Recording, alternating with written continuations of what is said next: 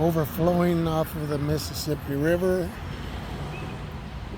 We're on the Wisconsin side, opposite Wabasha, Minnesota, where the Eagle Center is. So it's pretty high out here as far as the water level.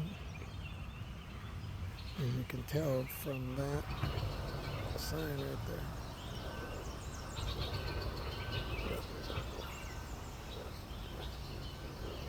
Oh, it's about June 27th or something. Thursday, 2024.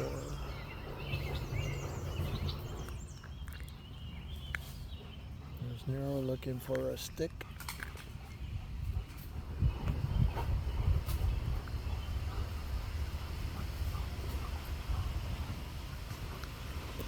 And that's Highway 60.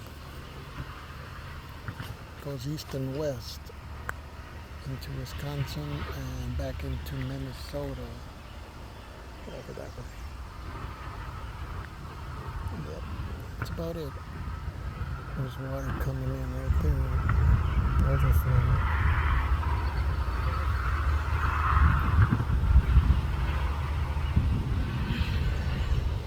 Right off the Mississippi